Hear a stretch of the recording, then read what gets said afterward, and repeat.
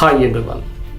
మనము ఫ్రీక్వెంట్గా ఇలాంటి సెంటెన్సెస్ తెలుగులో మాట్లాడుతుంటాం. ఏంటంటే, నీవు ఇప్పుడు కాకపోతే ఇంకెప్పుడు చదువుకుంటావు, ఇప్పుడు కాకపోతే ఇంకెప్పుడు జాబ్ చేస్తావు, ఇప్పుడు కాకపోతే ఇంకెప్పుడు అలా మాట్లాడతావు, ఇప్పుడు కాకపోతే ఇంకెప్పుడు బిజినెస్ చేస్తావు, ఇప్పుడు కాకపోతే ఇంకెప్పుడు పెళ్లి చేసుకుంటావు, ఇప్పుడు కాకపోతే ఇంకెప్పుడు నిన్ను నీవు డెవలప్ చేసుకుంటావు, ఇప్పుడు కాకపోతే ఇంకెప్పుడు అనేటువంటి సందర్భంలో చాలా సెంటెన్సెస్ మనం తెలుగులో మాట్లాడుతుంటాం.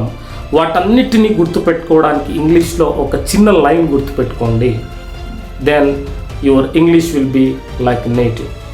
Structure would be if not now then when will plus V1 verb 1 మాత్రమే వాడతాం.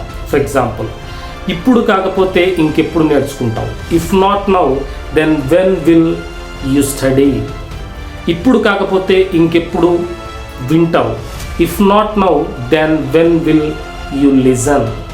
ఇప్పుడు కాకపోతే ఇంకెప్పుడు వెళతావు. If not now then when will you go outside. ఇప్పుడు కాకపోతే ఇంకెప్పుడు జాబ్ చేస్తావు. If not now then when will you do the job. ఇప్పుడు కాకపోతే ఇంకెప్పుడు పెళ్లి చేసుకుంటావు. If not now then when will you get marry.